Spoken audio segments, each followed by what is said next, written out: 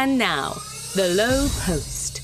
Welcome to the latest edition of The Low Post, coming to you from New York City, where it is one of those freezing cold winter November days where it just reminds you of the depressing hellscape that is awaiting you over the next 3 or 4 months. And we are joined by someone who doesn't have to worry about that. My friend, a mentor of sorts, a potential spokesperson for the Los Angeles Tourism Board, the great Kevin Arnovitz of ESPN.com. How are you doing? I'm doing all right, man. The weather's pretty good out there, right? I don't want to be one of those guys. Like, I don't want to be one. Okay. Because you know what's funny? Like, I recently found out from some of my East Coast, like, college friends who still live back there that I'm the guy with the year-round tan. And if you had told me at 19 I was going to be guy with year-round tan. And well, all those guys in New York, they can all be guys with year-round tans if they're willing to suck it up and go get skin cancer at the local tanning. Those, like Hollywood tans, that still exists, right? You can go do that. Right. But I mean, I just do it by function of, I no, like you to run do it naturally. And, yeah. That just I'll hang out and like sit outside and read and stuff. So I don't want to be one of those gloaters of like, I don't know how you guys do it, and you have to tolerate this uninhabitable snow kind of thing. It's nice out here. I like it. The food's good. The weather's good. The lifestyle's good. That's it. So I was just out there for about 30 hours to film the Grantland show, and for the day they put me at the Ace Hotel, which I had never heard of before. Are you aware of what the Ace Hotel is? Yeah, that's actually that started in Seattle. I mean, they had like a Seattle, Palm Springs, and it's kind of the West Coast boutique situation, kind of the Ian Schrager of the West. Not really in terms of style, but yeah, it's a scene, man. And like that used to be like a dead zone in downtown Los Angeles. It is. So normally they just have me stay at LA Live, either at the Marriott or wherever where Staples is and where the ESPN is there. I guess that was booked or something. So they put me in this boutique hotel, and it's like the Marriott and the Westin and all that is just like business people roaming in and out. The Ace Hotel is like, I felt everyone there looked like if I could draw a cartoon character of what a Los Angeles arts person would look like. Everyone there looked like they were either in a rock band or wanted to be in a rock band. And I just like escaped immediately to my hotel room and did not come out until it was time for me to go to the show. Well, it's totally funny because like that's a different species of Angelino than West Side Angelino, who looks like classic Angelino if you see on the Sunset Strip or in Brentwood or wherever. Because this is like East Side. I don't love the analog, but it's, I guess, Brooklyn of Los Angeles. Is that what it is? Yeah, I mean, because none of this stuff existed 10 years ago. I mean, literally that hotel, was probably an SRO, boarded up. Who knows? But it was it was a cool hotel. The people there were it was not my species of people. A lot of beards, a lot of sunglasses, a lot of like unnecessary hats with brims and things like that. Just not my people. What is your species of person, Zach? I don't know. Guy that goes to a dive bar to watch sports. That's about it. I mean, it's a low barometer, but not and puts between 0 seconds and 15 seconds into thinking about his clothing. Is that fair? That's fair. So here are things that have happened that I'm sick of talking about in the NBA. The Lakers are horrible. The Knicks are slightly less horrible. The Clippers are struggling to find themselves. They're a little bit out of the gate. Oklahoma City surviving without Durant and Westbrook. I'm tired of talking about those things. I don't want to talk about them anymore. I want to talk about other teams that don't get enough attention. Like we all know the Lakers are horrible, et cetera, et cetera. The Nuggets are sort of the first semi-surprise. I mean, I didn't think they were going to be a playoff team. I was a little bit down on them, but I didn't think they would be 1-6, losing games. The Nuggets are in trouble when they're losing home games against teams on a back-to-back. That's like flashing warning sign number one. I did not think they were going to be a complete disaster. You have something in the works about Denver coming out next week. I know you don't want to reveal what the whole thing, but what's your take on what is going on there? It's like a follow got benched in the second half the other night. They gave up 1 million points to Portland in the first half. The team didn't even come out of the locker room until like 30 seconds were left in the halftime break. What insight can you share about, other than what we're seeing on the court and some rumblings about Brian Shaw? What's going on there?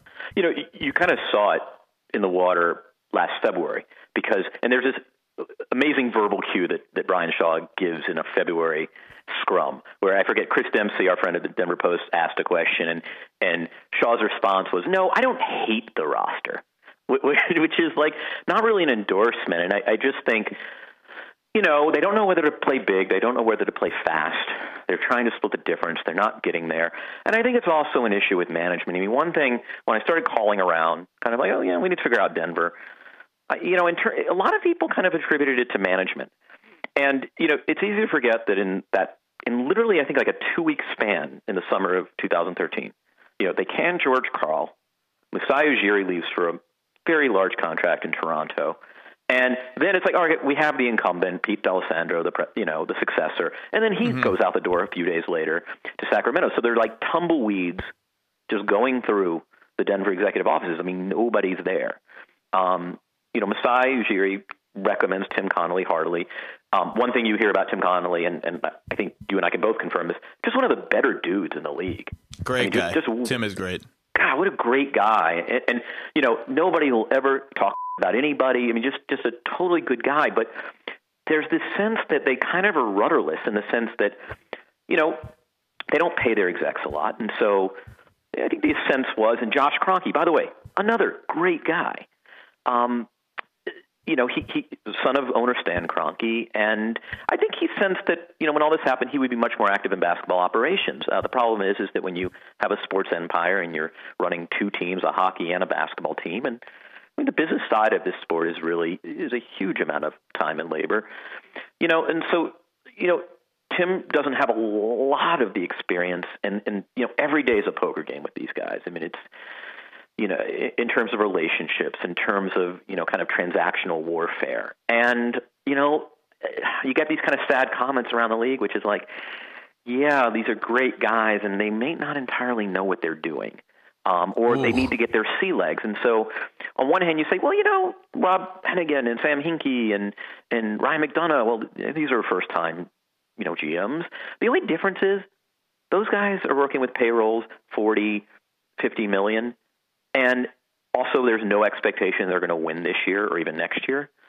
And I mean, Phoenix kind of, or the opposite, or the expectation is to lose, right? Or outright to lose. But like Denver still holds on to this idea that like 52 wins and $74 million payroll, and it's just not working. And Shaw seems so unhappy. I mean, yesterday, what did he say?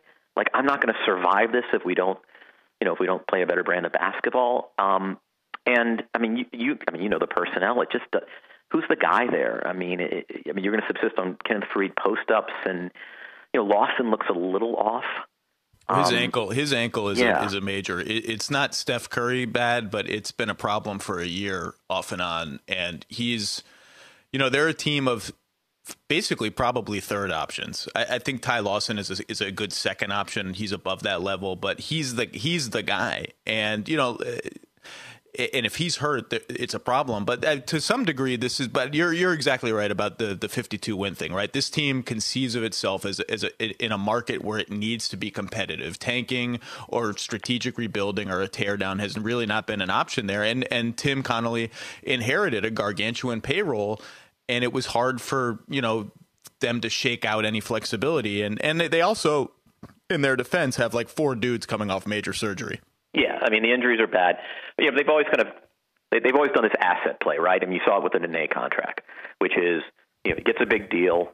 If we have to move him, we can't. They were able to get off that contract. I'm really curious to see how they work with Faried, because you almost sense that they were kind of, he breaks out at Team USA and just has a monster summer, and then all of a sudden, we got to pay this guy, right? And they're also, I think they're conscious, as you said, like in their market. I mean, they're very conscious of image.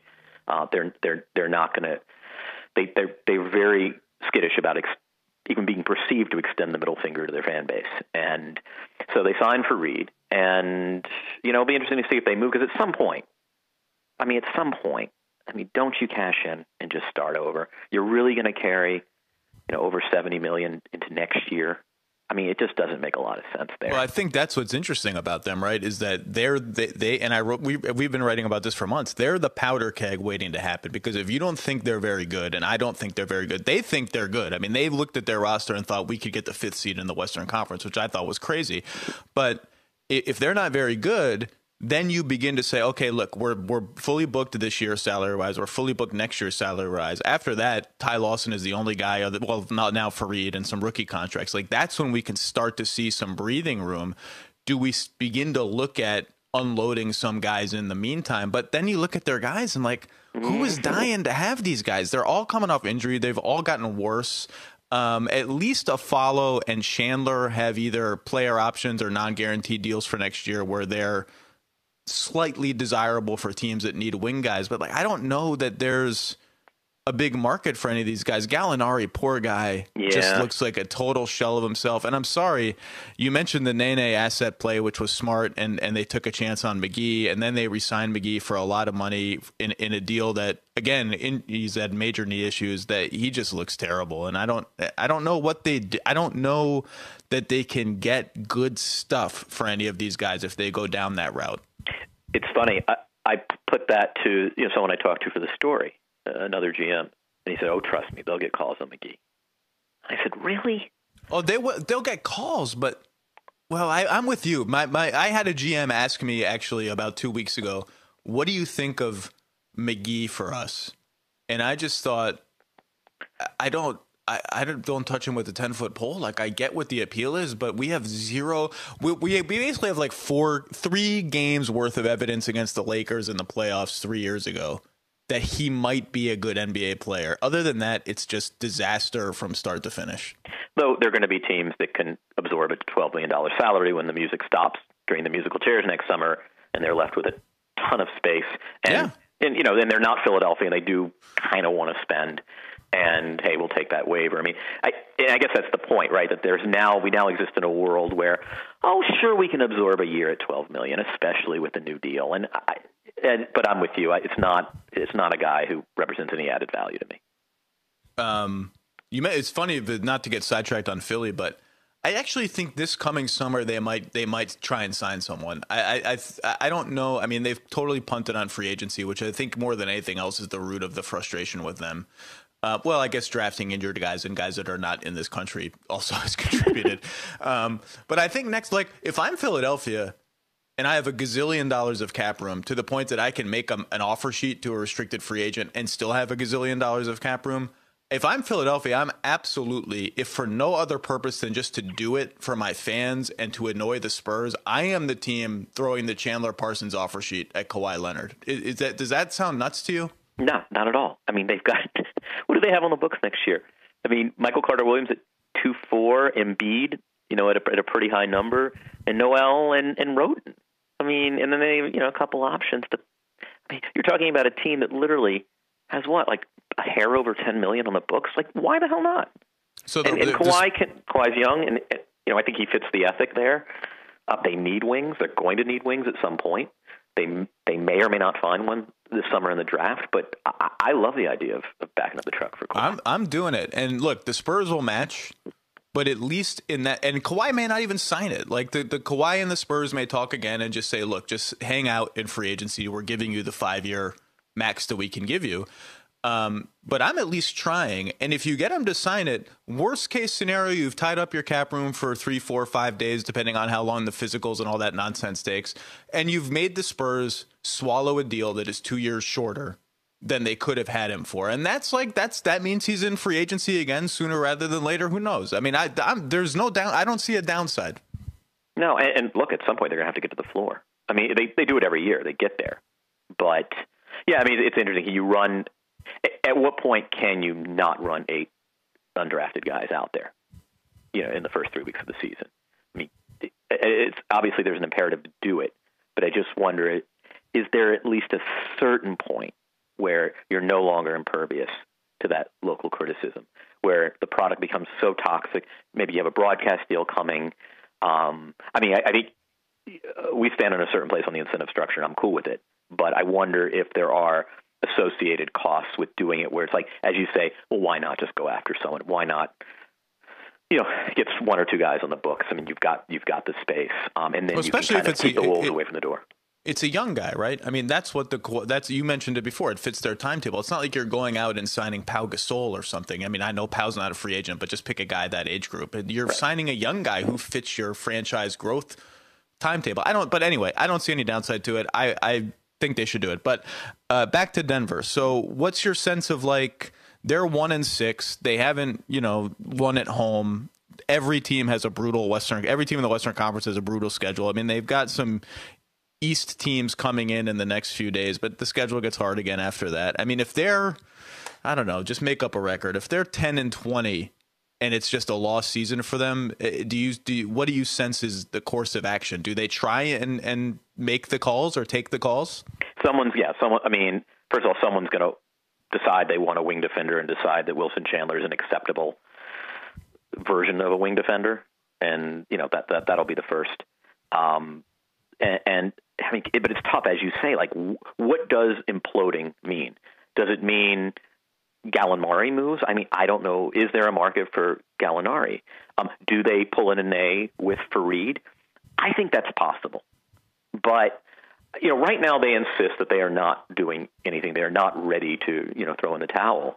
I'm with you. I think these are relatively smart strategic thinkers, and at a certain point prior to the All-Star break, you just have to come to terms with the fact that you're the 13th best team in the West, if that.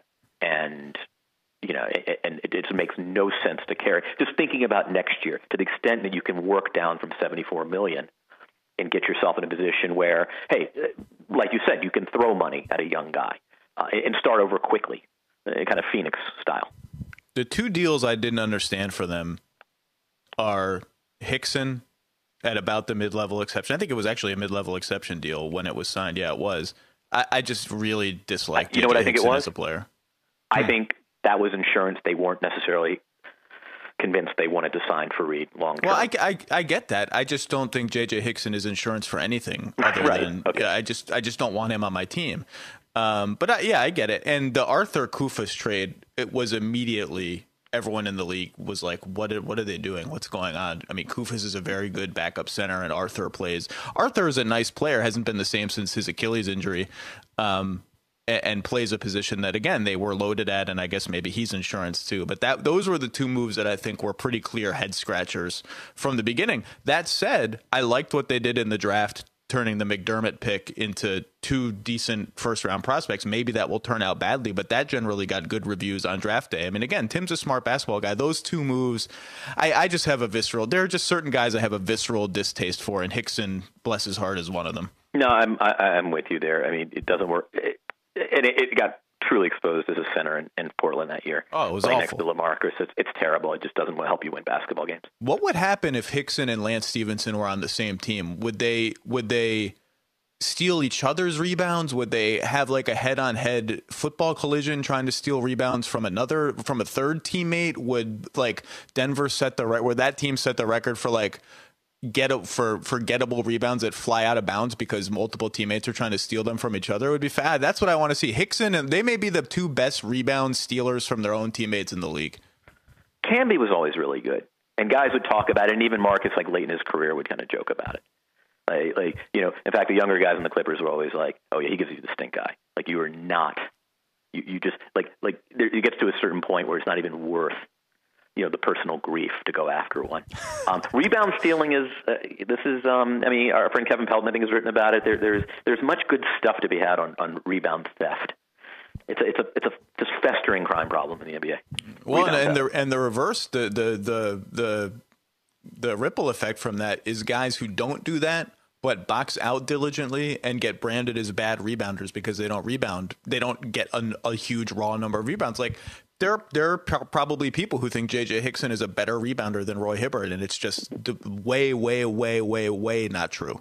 But anyway, speaking of the Clippers and Wilson Chandler, that's one of Bill's favorite fake trades is Wilson Chandler for Jamal Crawford and salary filler if necessary. I think that's actually fat. And I saw Harala Valgaris tout that trade as well the other day. And, he's as smart a fan as there is of the NBA. I think that's interesting because Jamal brings like a nice little dose of ball handling for them. And other than Paul, they don't have a lot of perimeter ball handling. And I get the need for a wing defender there. Everyone and their mother has said they need another wing defender, especially since Matt Barnes apparently can't shoot anymore. But I don't that's there's some risk there, right? I mean, to lose that sort of juice that Jamal brings off the bench offensively, or am I overstating the potential risk there? I think there is risk. I'm starting to believe in Jordan Farmar, but I just like a guy who can play either position where you can. I mean, they had more size. Not that Jamal gives you size because he's 6'5" and he doesn't rebound. I mean, he rebounds at Crawfordian levels, and which because there's no guy I think 6'5". It's actually Rick Carlisle, I think, who has a lower rebounding rate. But I like Jamal, and I can't believe I'm saying this. I was never a Jamal guy in the past, but there's certain virtue to him. Again, he can give you ball handling. Jordan, Chris goes down. I mean, what happens there? But you look around the league, is they're going to have to do. I think they feel like they have to do something. Here's what's interesting with the Clippers. What if they decide they don't want to pay DeAndre the max? What do you do? I have had many people float me the theory of they are one declined DeAndre Jordan max away from getting themselves in the Kevin Durant Derby a year later. Just use Hawes as a placeholder for 1 year. Try and stay competitive with CP3 and Blake, which is, a hell of a foundation for staying competitive even in the West. And DeAndre is getting a max from somebody. I mean, he's going to get a max, and I that's again like. They would obviously try and get a fill-in rim protector on the cheap for 1 year, right? I mean, you can't go to battle in the West with Blake Griffin and Hawes as your defensive front line for 40 minutes a game. And they've got Udo on the roster now in that kind of role. But what do you think? You think that's a possibility? I mean, look, Blake and DeAndre are close. Doc talks about DeAndre like he's the second coming of Bill Russell. You think that could actually happen? If they decide they don't want to pay him the max and there's too much associated risk with having him on the books for 4 more years, and again, now they have to check out of the sweepstakes. I mean, they can't really go big game hunting anymore. But it does leave them vulnerable. I mean, look, I think Doc's terrific and at that particular task of just building a guy up, and he's done wonders with DeAndre. I think also intelligent people can debate just how great a defender DeAndre is. Like, I think he's a good defender. I wasn't buying the Defensive Player of the Year thing. No way in hell should he. Right. I think he's like, good is a nice word. I think he's like in the 75th percentile of big man defenders. I mean, if you lined up the 30 official starting centers in the league, I bet he's 6th, 7th. But that's the thing. If they're not going to pay him, given their salary structure now, I'm not saying you almost have to deal him, but you almost have to deal him, or at least you have to consider it. I mean, the question is you look around the league and what are you going to get? That's the question, because it's got to be to a team that also wants to pay him. Otherwise, they're looking at the same predicament, which is, well, now we're just absorbing this and kind of letting it go. Atlanta took for Horford and DeMarre Carroll. I mean, to Charlotte for Gerald Henderson and Zeller. I mean, I can't find the deals that will either work financially or sensibly. But it's just something they're going to have to consider if they want to be active in that sweepstakes, if they don't want to sign DeAndre to the max. It's just something they have to look at. Now, again, if they rip off 11 in a row, I don't think they're going to do anything. But, and on an expiring, it's tricky. Exactly. His old GM, Neil O'Shea, is in Portland, but they have a good center in Robin Lopez. They're rolling with good chemistry and continuity. I think that could be a potential free agent destination for him, but I don't know that you want to shake up that team that dramatically for a guy on an expiring deal. It's tough. I mean, with an expiring contract and so many teams with cap room, you've really got to find the right team. I actually kind of like Charlotte. Although they were a very good defensive team last year without any rim protection, I'm not quite convinced they can replicate that, especially against good teams this year. Gerald Henderson and Zeller's actually been pretty damn good this year. Obviously positionally overlaps with Blake. He's probably goes into a backup role there. Gerald Henderson has got to be miserable sitting on the bench there playing behind freaking PJ Hairston and getting DNPs. But he doesn't really solve their wing problems because he can't shoot threes. But yeah, DeAndre is an interesting question. I mean, Bill has been more sort of bullish on the possibility that they trade him in season than I am. I just think it's hard to find a trade fit, and that, I mean, they're a championship contender. I think I put them at the bottom end of that group, but they were one Chris Paul meltdown away from being up 3-2 against the Thunder. And if you get to the conference finals, you're in the conversation. Right, and I'm not on the Clipper panic bandwagon. I mean, they got issues. No.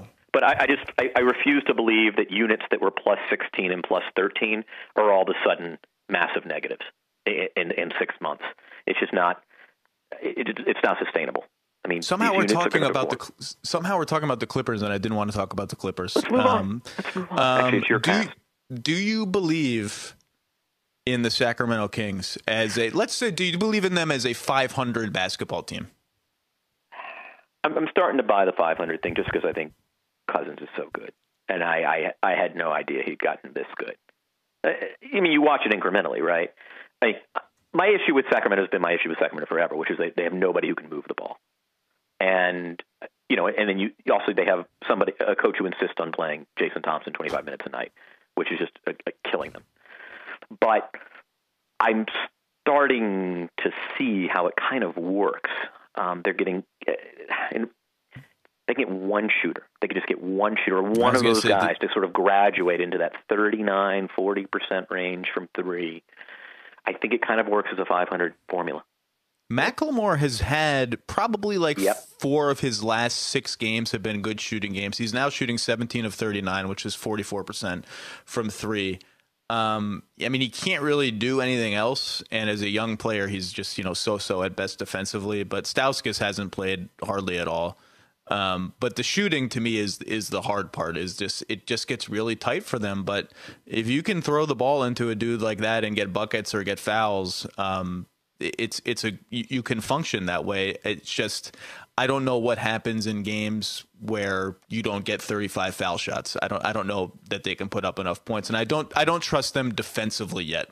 Although they're playing about league average on that end. But you see, so 500, that's not bad for the Kings. That's a home run. I mean, that's my high water mark. I would still put my over under right now at 39. But they probably wouldn't be happy with that because they really want to make the playoffs. But I think that would be great for them if they win 39 games. That's fantastic. That's a huge improvement.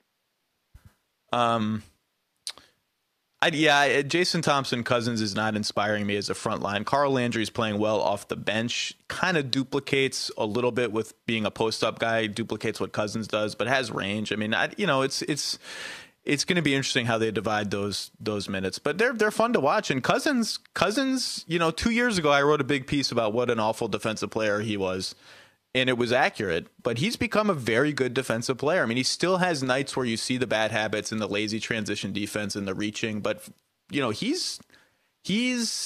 scares people down there. He scares his own guy and he scares guards that are coming into the lane, and he's smart.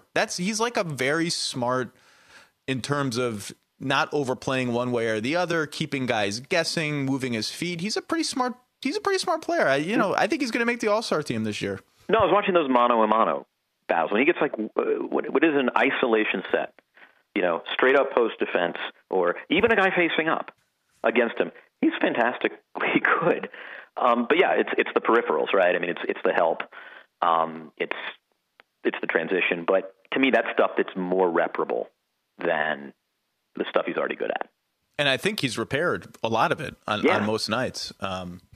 They're going to be interesting. So far, I killed them, as lots of other people, for the Collison Isaiah Thomas change. And so far, Collison has been good. The chemistry is better, and they're proving me wrong, and they're proving the critics wrong. I mean, Isaiah Thomas has been lighting Phoenix on fire with shooting and scoring off the bench, and I still think he's a better player in a vacuum than Darren Collison, but they looked at Collison's game and looked at some of his numbers and looked at some of his passing peripherals and looked at DeMarcus Cousins making frowny faces at Isaiah Thomas all the time and just bet on he'll fit better here. And that bet has been right so far. Are you surprised by that? Collison is honestly one of the most agreeable dudes in the league. I mean, there were Clippers who were just despondent that he left. They love the guy. I mean, Chris Paul loves the guy. Had him as understudy in New Orleans, wanted him as an understudy in Los Angeles. I mean, I've always thought his best asset is his speed. I mean, he doesn't do a hell of a lot else. He's kind of a matador defensively, not entirely his fault, but he, this is one of those things, right? Frowny faces. If we don't have frowny faces as a sort column on Basketball Reference, you know. But frowny faces are real. I mean, and this is where, you know, quant guys, you know, we have to price it in somehow now, and we just don't have any evidence. I mean, it's what Bill James always said about clutch hitting, right? I mean, he has no proof that it exists, but, you know, it may very well be priced into actual performance. There's just no way to extricate it from the overall numbers. I mean, is DeMarcus Cousins, you know, 2 percentage points better from the field on a given season because of Darren Collison? And by the way, even when Darren's not on the court, because he's just overall a happier dude, like, how do you measure happiness? Or I mean, does he try harder on defense? Does he hustle more because he's just happier? I mean, it's the whole feed the big dog if you want him to patrol the yard thing, or whatever the hell the phrase is. Right. So, I mean, we need to come up with, I mean, on the smiley face index, Darren Collison, you know, is among league leaders in smiley faces on teammate smiley face. They really like him. And I knew that, and the critics knew that. I just didn't think and he clearly wasn't going to dribble the ball and pound it as much as Isaiah Thomas would. I just didn't like his game. Like, he's not a great shooter. He's not a great decision maker. Like, Rick Carlisle lost like tangible amounts of hair because of Darren Collison in Dallas. He's a very bad defensive player, or has been for most of his career. I just didn't think the talent that he brought was enough. Would really I thought the talent gap was big enough that the smiley face factor wouldn't matter, and I've been wrong, and that's what makes as you say, that's what makes this sport interesting, is the way the pieces fit. In some ways you can't project. So far it's worked. I don't know if I buy it yet, but you know, some of us are going to owe the Kings a little bit of an apology if he keeps playing like this. Listen, I died on a hill last year insisting the Clippers made a mistake by not getting Tony Douglas as their backup versus Darren Collison. That's a bad hill to die on. I've been there. Ooh. You know. That's, you know, we're going to be wrong sometimes. That's part of the job. You just do your best, and you come to a conclusion, and sometimes your conclusion is going to be incorrect. So we'll watch the Kings. I'm with you. I think high 30s win total is probably where they'll end up, and that's great. The top 4 in the West right now, as we look at the standings 8 or 9 games in, which is always a useful exercise, the top 4 are Memphis, Houston, Golden State, and Portland. So not the Spurs, not the Clippers, and not the Thunder. Memphis, Houston, Golden State, Portland. Have any of those 4 teams convinced you that they are a legit championship contender? Do you think they all are? Do you think some of them are? Is this wide open, or are these all, at the end of the day, teams that could not beat the Spurs in the playoffs? Houston's scary. I mean, I really believe it. You know, if those two guys can coexist, I don't think they're downgraded with Ariza and Parsons. I mean, Daryl Morey got all this grief in the off season, and yeah, I mean, we can play armchair quarterback, and it was not productive overall. But now you look at the personnel on the floor. I mean, I don't dislike Ariza at that position. Ariza's good. You know, I mean, he does what he's kind of, as Doc Rivers says, a superstar in his role. But you know, it's scary, and if the defense, you know, it's also great with Ariza because they can kind of hide Harden. You know what I mean? Like, if you get a 1 who can defend and a 3 who can defend, now you can kind of squeeze that too. Mm-hmm. And you, or at least you just kind of, you minimize risk there. And man, I think they're really good.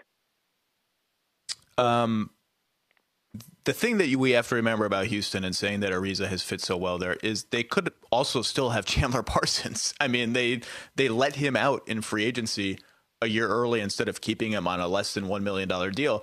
Now, they probably had to do that as a condition of the Dwight Howard signing, since they have the same agent. Aren't we kind of convinced? I mean, that was the case. I mean, I've heard that was the case. No one involved will state off the record even that was the case, but everyone in the league thinks that's the case. But so in that sense, you got to let him off the hook, let Daryl off the hook for that. But I think the questions are, number one, their depth, right? I mean, they're playing a lot of unproven guys. Will they hold up in the playoffs? And number two, we saw with their matchup against Portland last year, Terrence Jones, I really like Terrence Jones. I like his upside. I like his athleticism and touch and, you know, the way he moves around the floor.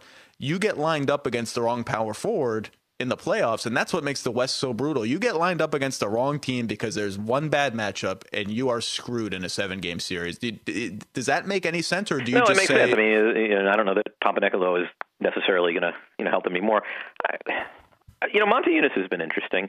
Look, and here we are saying Monte Eunice, Papanicolaou, and Terrence Jones is where these championship prospects reside. So I guess I need to scale back my Houston love. I'm just No, don't. It's just that's the way it is. I mean, you line up against Dirk or LaMarcus or Anthony Davis or whoever it's going to be, or Zach Randolph, and you can shift Dwight around the floor and have him guard power forwards. And last year you saw them against LaMarcus play Ashik and Dwight together to have Ashik on LaMarcus and let Dwight stay near the rim or whatever. You can, but they don't have Ashik anymore.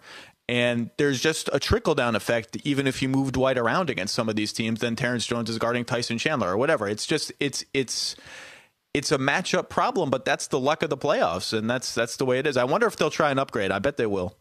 At power forward, makes sense. Where are you on Golden State? It's so interesting. They've been my they've been my stealth title contender for 2 years now. I love their roster. I wrote a whole piece like last February or December or something about how they were the stealth title contender of the NBA. And then they of course flamed out in the first round because Bogut got hurt. Not flamed out, actually. I take that back. They played well against the Clippers, very well considering the limitations of their size in that series. I really like their team. I think Iguodala and Lee coming off the bench is really, really interesting. I don't know if it will last in Iguodala's case because I'm not sure what Harrison Barnes is really bringing to the table as a starter. I like their roster. They've got some questions to answer. Bogut is always hurt. If they're healthy, I think they can win the championship. I don't think they will. I don't think they're a favorite, but I think they're in the group. Do you think they're in the group? Without question. And it really comes down to this. Without question. Because here's the thing.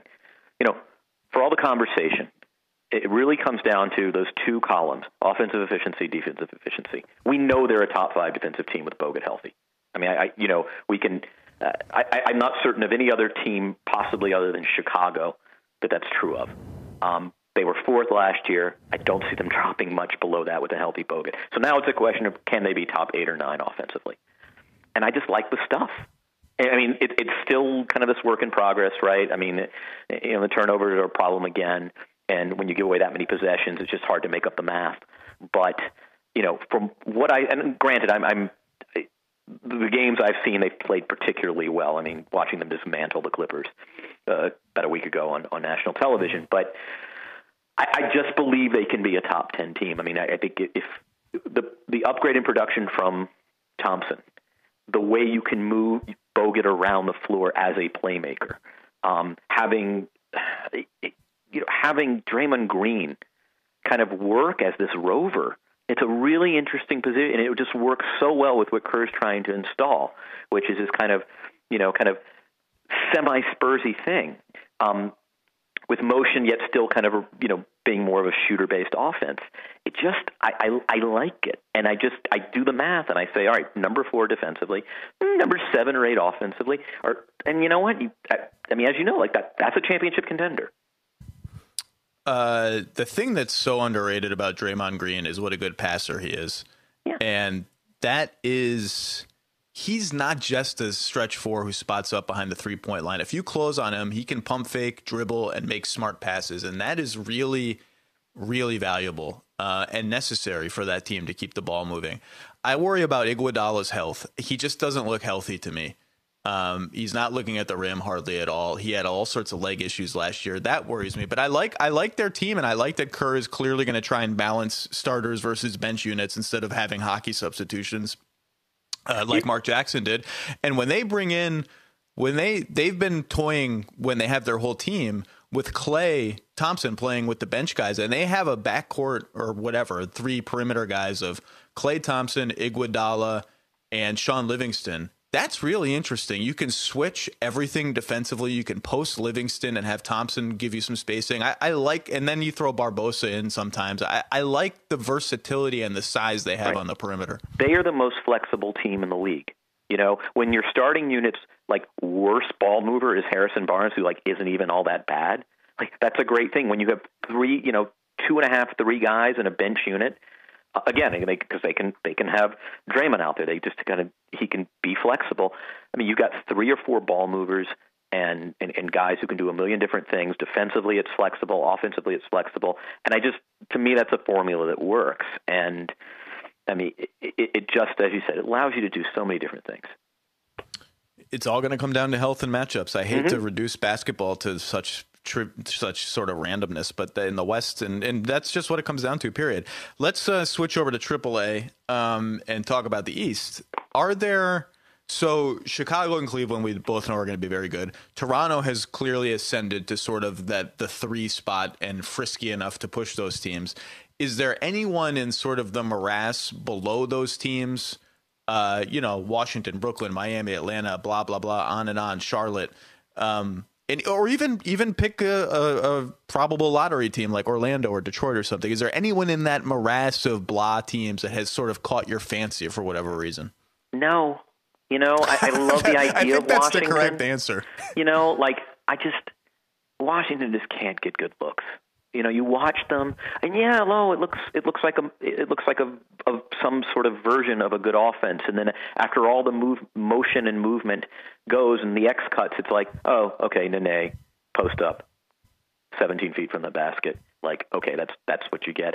There's so many possessions. I think they're a really good defensive team. But I root for them because I think it would be really cool to actually have this sort of Western, hey, it could be anybody, any night sort of thing working over there. But they just don't get good enough looks on a regular basis. It doesn't look like a really good offense. Their defense is 4th or 5th right now, but they've played a laughable schedule they've faced Indiana twice, and just a lot of bad offensive teams. The 2 good offensive teams they've faced have put up 103 and 107 against them, Miami and Toronto. And I agree with you, their offense doesn't produce great looks. But I do say, I will give them credit for this. They're 6-2 without Beal and Webster. And those guys are going to change their shot selection at least a little bit in good ways, and just bump guys down spots and rotations in a way that's healthy.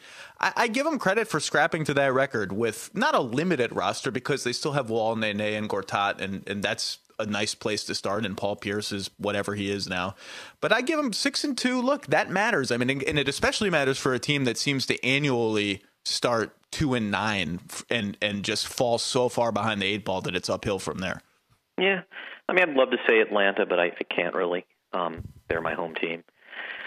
But and it looks nice. I like it. Al Horford doesn't look really good right now, and I don't know what that is. No, he's not right.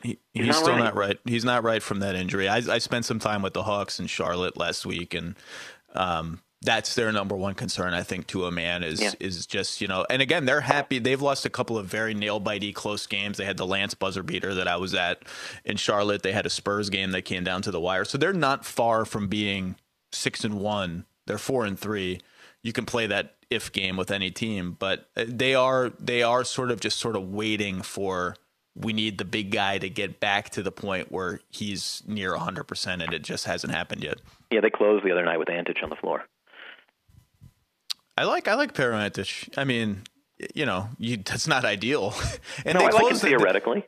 They closed here against the Knicks with Schroeder on the floor, and Schroeder has played very nicely for them as a backup point guard. He's even shared with the floor with Teague a little bit. They're interesting. Who else is interesting? You have to talk yourself into stuff. It's like we didn't even mention Memphis in the other conversation. And I know it's we too didn't crowded. even mention, and I'm not going back to Memphis. It's just that you really have to talk yourself into Eastern semi-contenders. It's just really hard to make a case. It's just this procession of imperfections. I mean, Here's what I'll say. Oladipo might play tonight. I think they're playing the Bucks. Oladipo may be ready to come back from the facial fracture or whatever he had. I think that can be an interesting team. They really need Oladipo because Fry is not getting easy pick and pop looks that he got in Phoenix because no one is afraid of Elfrid Payton shooting. So guards just go 15 feet under the pick, and Channing Frye's guy doesn't have to leave him at all, and nothing bad happens to the defense. If they get a guy who can drive and shoot a little bit, I mean, Peyton can drive, but if they get a bulldog like Oladipo, whose jump shot at least earns token respect, Fry can start getting some better looks. I like Aaron Gordon. I like what I've seen from Tobias Harris, who to me, he's a numbers guy more than a good NBA player, but he's decent. I'm not saying, I don't think they're going to make the playoffs, but they're 3-6. I think they have a chance to be better than people think, and an interesting team to watch. Have you caught them at all? Am I crazy? Have I drunk the Kool-Aid a little bit? I watched them glimpse here and there. I think I like Oladipo at the 1. because I think it can work because they got to play some sort of pick and roll game. I mean, what is the point of having the stretch big or just the rhinoceros who can just plow down the middle of the lane? And they just can't play pick and roll basketball right now in a meaningful way. But I kind of like them, and Vucevic is really nice. He's a good player, by the way, and O'Quinn are not. That's not a bad front court rotation. I've never known what to make of Harris. Other than the fact that he's the guy that Milwaukee gave up for JJ, like 17 days of JJ Redick, and the totals look good. I need to watch them more, and I've kind of frankly been holding off until Oladipo gets back. Because what am I really learning?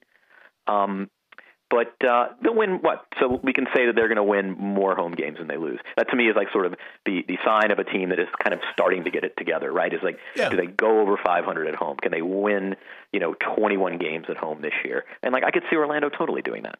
They play what? They play. Wait, I'm looking at Saturday. They play Washington on Saturday, but I think they play Milwaukee tonight, which is another team that I thought would be better than expected, and that's something I've been right on so far. Defensively, they're a beast. They're creating matchup problems. That's a fun game. That's going to be one of my games tonight. I'm booking it in. Bucks Magic is one of my games. I'll tell you this. I'm a little worried about myself for this reason, as long as we're on the East. I am dangerously close to falling a little bit in love with the Bulls. Oh, you and me both, man. I'm totally I was hoping you would tell me I was love crazy. Because go. You talk. No, you talk go about first, the Bulls. and please, we can have this love fest. This is terrific. We have found mutual ground. I just love their roster. I mean, the three big guys that they're rotating most of the minutes to are all really good. Powell has looked fantastic as a back-to-the-basket option that sort of eases the burden on Rose, right? They don't need Rose to run pick and roll 2 times every time down the floor. And his post game allows them to do different stuff on offense. It not just throw the ball into him, but run flex stuff that has other things going on around it that is suddenly more threatening because the guy actually catching the ball is a good post guy and a good passer. Butler has been. If Butler keeps playing like this, the Bulls are going to have to pony up a max contract to keep him. Rose, and look, everyone wants to say that the Bulls could get very far in the playoffs without Rose, and I think they could. But the last 2 games, Milwaukee and Toronto, or Detroit and Toronto, I don't remember what game it was, Detroit and Toronto, I think, he's done stuff in transition where you just think those are the extra 6 points that they get. That is the difference when they start playing really good teams. You can bank 5 possessions like right off the bat, and that's the difference between being what? That's as you say, it's 6 points right there, which is the difference between being a league average offense and being an elite offense. And I just look, they don't play enough, or they don't play in the second half sometimes. But I like McBuckets and how he fits, and I like Mirotic and his potential fit. I don't know how big roles they're going to play, but I love the way they're moving the ball. It's sort of like we've played 2 years without Rose. We learned how to do all these things. We have this new ingredient in Powell that can do a lot of passing and scoring and cutting. And then we have Rose, and we mix that element in, and we're not over-reliant on anything. We move the ball from side to side. We do creative things. Mike Dunleavy is totally underrated. I love the fit. I love how they play. Their defense. Their third quarter last night against Toronto, which I watched this morning after getting off the red eye, is like, watch that third quarter and tell me that team isn't a freaking beast. I think it was 35-14, totally dominant on both ends of the floor. Pretty scary, actually. You go now. You talk about the Bulls. No, it is a lot of what you said, which is, they can use Joakim and Pau Gasol up high. And so, like, now the wings can work off that, right? They can rub their guy. They can get the ball on the move. They get it at good spots. Then they can go to work. And, like, here's Dunleavy, because here's a guy who can actually kind of work off the dribble and the pick and roll. So, he gets it from Powell one side, and he can move. And now you have also 2 wings who can stretch, because that wasn't always the case, right? I mean, Butler is a bona fide shooter now. Dunleavy obviously a shooter. They create space. They can move from one action to the other, right? Because all the guys can screen. All of them can handle, the possible exception of Butler, including both bigs, because you can play them high. There's just all this space. and if you want to move into an early post up with Powell, because like you said, I mean, he's this great back to the back player, fine. And if if it's not there, he can do about 14 different things with it. There's so much. There's so much they can do on a given possession. And just, again, two bigs who can move. In some ways, it's funny because it's kind of what they always intended it to be with Boozer, because that's Boozer's function, right, in Utah, which is he's a really good high post passer, face-up jumper, can play a little bit of back to the basket. But, Powell is kind of really fulfilling the function in a way that, Booz couldn't. And, now they've got shooters. I mean, that was another thing. Like, they just couldn't shoot the ball.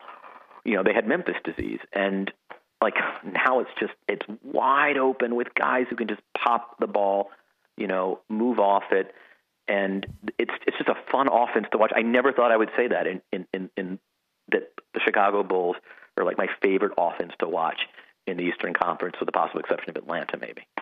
Here are the teams in the league who are putting up better points per possession marks than the Bulls so far: Dallas, Portland, and that's it. That's the list. This is the third best offense in the NBA right now. That's frightening. They had a possession last night that I'm going to highlight in my column on Tuesday that was so many different things happened, maximizing the creativity of everyone involved. It ended with an open three for Butler that he made. That was like, whoa, boy, to quote my friend J.E. Skeets, it was like a whoa, boy, terrifying play. Butler's averaging 3.5 assists a game. He's not a primary ball handler, but if you swing him the ball and he has an advantage, he can work that and move it to the next thing, which is people weren't sure he could do that, and it looks like he can. Here's this is what's hard from the outside. They have these games, like last night, for instance, where McDermott and Mirotic do not play in the second half. Against Detroit a couple of days ago. This is pissing you off, isn't it? Well, a little bit. And 2 days ago or whatever against Detroit, Butler played the entire second half in a game that they won, I think, by double digits, or they controlled very thoroughly for the most part. And so there are two things happening, right? I mean, Butler, anybody playing the entire second half of a regular season home game against Detroit is sort of objectively ridiculous. And McDermott and Mirotic are ready to play now. They are ready to contribute to a good NBA team today. And they have skills that the Bulls need, especially Mirotic, who's like a foreign species, literally and figuratively, to what Chicago's big men have done in the past. And this is what's hard from the outside. If they don't play, people like me will get anxious that when you come against a team that you need a little more shooting or a little more juice or whatever, are they going to be ready in the playoffs? But we don't see what's going on in practice.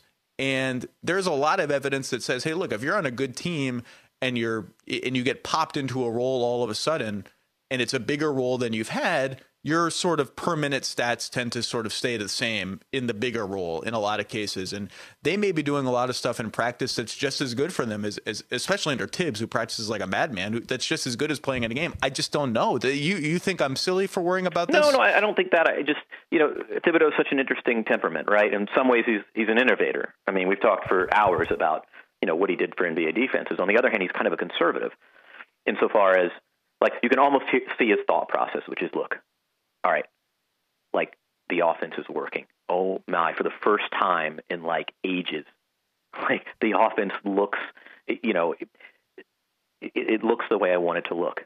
And, look, these guys get it defensively. There's no learning curve. Like, it's plug and play with these five. And, obviously, Taj comes in and, man, it's criminal that they get to bring him off the bench. Right, they get to bring in like two good all-league defenders, right? They get to bring in Heinrich, and they get to bring in Gibson. And in my book, both all-league defenders. And so, and that's Tibbs' thing, right? And so to introduce these new variables, I think, wow, we could be banking wins right now. I know we've got the capacity to do it. We can run and hide a little bit in the Central while Cleveland is trying to find its sea legs. And you know what? I can worry about these guys later. As you say, maybe they're being integrated into interesting stuff that's kind of in the lab of practice. Do they still practice in that terrible place, like way the hell out? No, they got a gleaming, I'm going to go out to see it next month. They got a gleaming new thing near the United Center, I think, and everyone's like considerably happier. Right. And the only upside to going out there was that, like, you can stop in Skokie on the way back at Kaufman's Pastrami. And, like, that was the only good thing about, like, schlepping up to Des Plaines or wherever it was. I forget where it was. Of course. Yeah, I'm trying to go out there in December. I have ambitions of a Cleveland, Chicago, Detroit trip in December, which is a really, really bad idea. Hey man, I'm doing Milwaukee for 4 days, so. But at least like the one place is fine. Like if I'm trying to hit 3 in a row in like a 10-day span and there's one blizzard, it's all over for me. I'm gonna have to rent a car and it's gonna be awful. Hey, look, I don't drive in snow, so I'm already up against that. Like I do not know what I'm going to do. I mean, I guess I punt the rental. I'm like this 80-year-old woman. Like I'm not going to go and drive in the snow. Like you're not. I hate driving in the snow. I don't care what anyone says. Driving in the snow is scary. I had some bad driving in the snow incidents when I was younger. It's not fun. I have the capacity to like do stuff behind the wheel, but I will tell you, like I'll say it right here. I do not know how to drive in the snow. I grew up in Atlanta. Like we don't drive. I mean, you see what happens when people try to drive in the snow in Atlanta. It's like a national emergency. So I don't. Yeah, you guys are not far from cannibalism when there's a snowstorm down there. Oh man, it was ugly. Well, the danger of falling in love with the Bulls, of course, is what we saw last night, which is Derrick Rose falls down and you hold your breath and he looks sad on the bench and you don't quite trust the Bulls to tell you the truth about what's going on with anyone's body. And you just don't know. I mean, they need. I understand that the East is bad and they're super talented around him. And Kevin Pelton wrote a great piece about this is the best team Rose has ever been a part of, and they could maybe make the finals or make the conference finals without him. I just don't think they're complete clearly without him. And if they want to win the ring, if they really want to chase it, they need him. And it's just watching him go down like that is very. It's tough. I don't know, but there's nothing. What can we do? We just have to sit here and cross our fingers, right? Yeah, I mean, the injuries are the worst part of the game. I mean, obviously, the number one, they're the worst because people are suffering, because people who worked really hard to do cool stuff don't actually get to do the cool stuff. Number two, obviously, from a completely selfish standpoint, and far distant number two, is that it deprives us of sort of seeing, kind of really getting to read the last few pages of the novel. It's as if it's kind of ripped out, right? I mean, you prepare for these great storylines, these matchups you're anticipating. I was really curious to see what OKC would do this year, right? And you just never actually get a glimpse. You don't get the payoff. They were my pick to win the title, and we'll never know. I mean, conceivably we could, I guess, but I don't know. It's going to be a very interesting season, and we've talked a lot about OKC. We talked a lot about it on the show last night. It's going to be very interesting theater when they get those guys back to see how much ground they have to make up, how aggressively they have to go all out to get there. It's going to be great theater. It's going to be a great season, I think. And really, Cleveland. We didn't even talk about Cleveland, and they're the team that has the potential to make the East and the title picture a little bit less wide open. But this is as fascinating a first month of the NBA season as I can remember. But that could be the recency effect. It's hard for me to remember what was going on in the first month of last season. But it's exciting, right? I'm loving this season. I mean, I really am. And I think it's just like that openness in the West. Like we're never going to count out the Spurs, obviously.